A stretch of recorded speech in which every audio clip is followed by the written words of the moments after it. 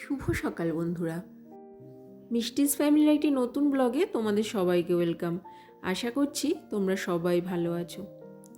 আজ হলো বুধবার আর ঘড়িতে এখন সময় হচ্ছে সকাল 7টা। আর এখন থেকেই কাছে দূরের আমার সমস্ত বন্ধুদেরকে সাথে নিয়ে আমার আজকের ব্লগটি শুরু করছি। তোমাদের সবাইকে আমার ব্লগের সঙ্গে থাকার জন্য অনুরোধ রইল। তোমরা আমার ব্লগটি দেখো, আশা করছি তোমাদের ভালো লাগবে। ঘুম থেকে উঠে ফ্রেশ হয়ে আগে একটু স্কিন কেয়ার করে নিলাম। শীতের দিন তো দিনে যদি 2-3 বার করে কোল্ড ক্রিম বা ময়শ্চারাইজার এগুলো ইউজ না করি তাহলে না স্কিনের অবস্থা খুব খারাপ হয়ে যাচ্ছে। তো সেটা করলাম, করে তারপরে এখন চলে এসেছি ঠাকুর ঘরে। ঠাকুর ঘরের দরজা জানলা খুলে ঠাকুর প্রণামটা সেরে দিনটা শুরু করলাম। তারপরে আমার গাছগুলোর কাছে এসেছি।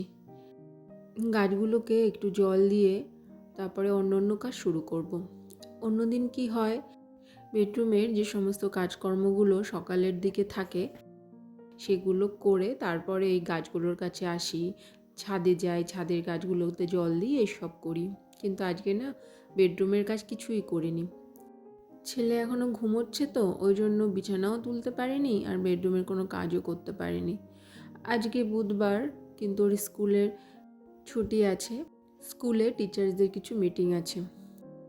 নিচে গাছগুলো জল দিয়ে ছাদে চলে এসেছি। ছাদের গাছগুলোতেও জল দিয়ে দিয়েছি। আর দেখো, অপরাজিতা গাছে না প্রতিদিন এক একটা করে অপরাজিতা ফুল ফোটে। শীতের জন্য না দেখছি ফুলগুলো একটু ছোট ফুটছে। এর আগে কদিন ফুটেছে বড় বড়। তা সেই ফুলটা তুলে নিলাম। পুজো করার সময় শিবলিঙ্গে ফুলটা দিয়ে পুজো দেব। ছাদের থেকে এসে দেখি ছেলে ঘুম থেকে উঠে পড়েছে। আমি ভেবেছিলাম ও হয়তো আরও কিছু টাইম ঘুমোবে। স্কুল ছুটি থাকলে ও বেশি টাইমই ঘুমোয় সকালে, কিন্তু আজকে মনে হয় ও একবার চোখ খুলেছিল ঘুমের মধ্যে আর আমাকে দেখতে পায়নি, ওই জন্য দেখি উঠে বিছানায় বসেছিল। তারপর ওকে ব্রাশ করিয়ে দিলাম, করিয়ে এখন বিছানাটা গুছিয়ে নেব। গরমের দিনে সকালে ঘুম থেকে ওঠার পর সবার আগে ঘরের দরজা জানলা সব খুলে দিই, কিন্তু শীতের সময় ব্যাপারটা পুরো অন্য। এখন এতটাই ঠান্ডা যে ঘরের দরজা জানলা সব যখন দেখি একটু রোদ উঠেছে তারপরেই খুলি। আর আমার বেডরুমের পাশে খোলা মাঠ আছে, ওই জন্য ওদিক দিয়ে খুব হাওয়া আসে। তাই ওই জানলাটা যদি খোলা থাকে না, বাইরের ঠান্ডা হাওয়া এসে আরও বেশি ঠান্ডা লাগবে। তাই যখন দেখি ভালো রোদ উঠেছে তখনই জানলা খুলি। আর শীতের দিনে এই জানলাটা খুব বেশি খোলা রাখি না, জানো তো।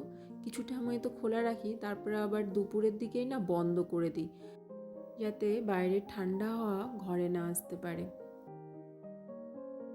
বিছানাপত্র গোছানো হয়ে গেছে, এখন ঘরটা ঝাড়ু দেব আর তারপরে ছেলেকে ব্রেকফাস্ট করিয়ে দেব। ওকে ব্রাশ করিয়ে দেওয়ার পর বললাম তুমি একটু রোদে দাঁড়াও। ও এখন বারান্দায় যে হালকা রোদ আসে সেখানেই রোদে দাঁড়িয়ে আছে। শীতের দিনে যতই গরম জামা কাপড় পরি না কেন, তাও দেখবে রোদ গায়ে লাগলে ভীষণ ভালো লাগে। আর আমি তো কাজের ফাঁকে ফাঁকে যখনই একটু সময় পাই তখনই রোদে বসে পড়ি। প্রতিদিন সকালে ঘুম থেকে ওঠার পর যতক্ষণ না বেডরুমের কাজগুলো আমি ঠিকঠাকভাবে করতে পারি ততক্ষণ না আমি অন্য কোনো কাজে হাতও দিই না, আর আমার ভালোও লাগে না। আসলে আমরা প্রত্যেকেই না আমাদের রোজকার জীবনে কিছু নিয়ম মেনে চলি, আর সেই নিয়মগুলো প্রতিদিন করতে থাকি, সেটা আমাদের একটা অভ্যাসে পরিণত হয়ে যায়। আমারও তাই। সেই জন্য বেডরুমের কাজকর্ম করার পরেই, মানে বেডরুমের ঝাড়ু লাগানো, বেডটা ঠিকঠাক করে পরিপাটি করে গুছিয়ে রাখা, এইসব করার পরেই না আমি অন্যান্য কাজগুলো সব সময় করে থাকি। সকালের দিকে যেদিন খুব তাড়া থাকে সেদিন হয়তো করতে পারি না, কিন্তু বেশিরভাগটাই আমি চেষ্টা করি সব কিছু আগে গুছিয়ে করে নিতে, আর তারপর রান্না বান্না বা যে সমস্ত কাজ থাকে সেগুলো করার। ছেলেকে খাওয়ানো হয়ে গেছে, তারপরে আমিও চা বিস্কুট খেয়ে নিয়েছি, সেটা আর তোমাদের সঙ্গে না শেয়ার করা হয়নি। তারপর একটু বেডরুমে ডাস্টিংয়ের কাজগুলো করে নিলাম। আর আমার ছেলের ওই একটা অভ্যাস, দেয়ালের মধ্যে চক দিয়ে আঁকিবুকি করা। আগে আরও বেশি করতো যখন আরও ছোট ছিল, এখন আগের তুলনায় কিছুটা কম করে, কিন্তু তাও মাঝে মধ্যে করে ফেলে। তাই ও গত রাতে দেওয়ালে একটু ওই চক দিয়ে এঁকেছিল, সেটাই পরিষ্কার করে নিলাম। তারপরে বেডরুমের আরও কিছু ডাস্টিংয়ের কাজ করে একেবারে ঠাকুর ঘরটার মুছে নিলাম, কেননা এরপর ব্রেকফাস্ট করব তো। আর একবার কিচেনে ঢুকলে তখন না আর ওপরে এসে আর কাজ করার মতো সময় থাকবে না, তাই ওপরের কাজগুলো সব কমপ্লিট করে নিলাম। নিচে চলে এসেছি আর এখন ব্রেকফাস্ট করে নিচ্ছি। আজকে ব্রেকফাস্টে আছে মুড়ি আর মূলোর ডাল। এই ডালটা আমি করিনি, আমার শাশুড়ি মা সকালবেলায় মূলো দিয়েই ডালটা করেছেন। এমনিতে আমি ডাল খাই না, কিন্তু এরকম মূলো দিয়ে ডাল, পেঁপের ডাল বা সবজি ডাল করলে আমার ওটা ভীষণ ভালো লাগে। আর খুব সুন্দর রোদ উঠেছে, তাই রোদে বসেই ব্রেকফাস্টটা করে নিলাম। দুপুরের জন্য রান্না বসিয়ে দিয়েছি, ভাত বসিয়েছি আর পাশে মাছটাও ভেজে নিচ্ছি। আজকে আনা হয়েছে ট্যাংরা মাছ, আর কালকের কিছু চিংড়ি মাছ আছে, এগুলো দিয়েই আজকে সব রান্না বান্না করা হবে। মাছ ভাজতে ভাজতেই তরকারি করার জন্য বেগুন আলুটা কেটে নিলাম। বেগুন আলু দিয়ে আজকে ট্যাংরা মাছের ঝোল করব। আর এটার মধ্যে পোস্ত বাটা দিলে খুব ভালো লাগে, কিন্তু আমি পোস্ত দিইনি, কালো জিরে ফোড়ন দিয়ে বেগুন আলু দিয়ে করেছি। আর এখন তো সব সময় বাজারে ধনেপাতা পাওয়া যাচ্ছে, সেটা একটু ছড়িয়ে দিলাম তরকারির ওপরে।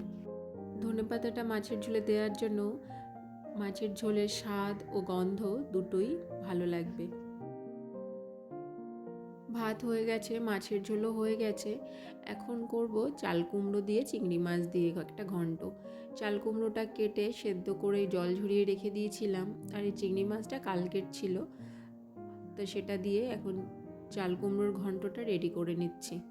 যেদিন দেখেছি বাড়িতে থাকি সেদিন অনেক রকমেরই না রান্না বান্না করা হয়ে যায়, অনেকটা সময় হাতে পাই, তো তখন নিজের মনের মতো করে সব কিছুই রান্না করতে ইচ্ছা করে।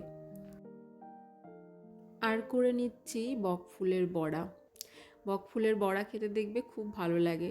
তা আজকে শাশুড়ি মা যখন স্কুল থেকে ফিরছিলেন, ওনার তো মর্নিং স্কুল, তখন উনি কয়েকটা বকফুল নিয়ে এসেছিলেন, সেটারই বড়া করে নিয়েছি। আর কিছু লাউ শাকও আজকে বাজার থেকে আনা হয়েছিল।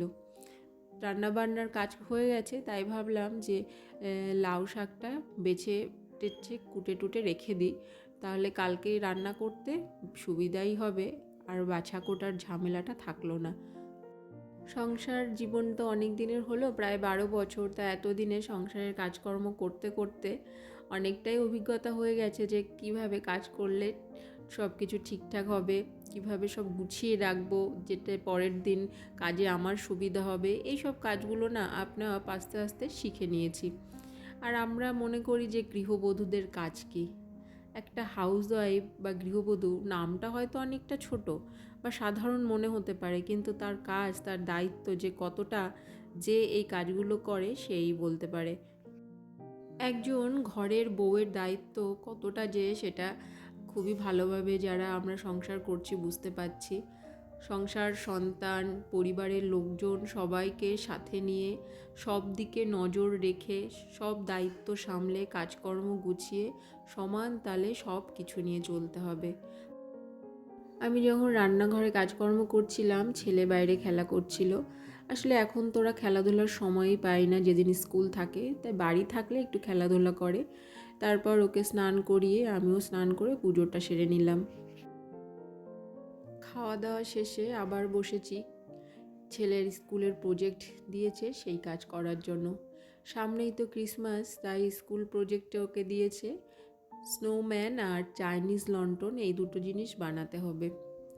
তো এখন অবসর টাইম, দুপুরে খাওয়া দাওয়ার পরে এই টাইমটা হয় ঘুমোই, না হলে একটু অন্য কোনো কাজ থাকলে করি, কিন্তু আজকে সেসব কিছুই ছিল না, তাই দুপুরের টাইমটা না ঘুমিয়ে ছেলের স্কুলের কাজটা নিয়ে বসেছি। করতে করতে দেখো রাত হয়ে গেছে, মাঝখানে অবশ্য সন্ধ্যা পুজো দিয়েছি, ছেলেকে টিফিন করিয়ে নিজেরাও চা বিস্কুট সব খেয়েছি।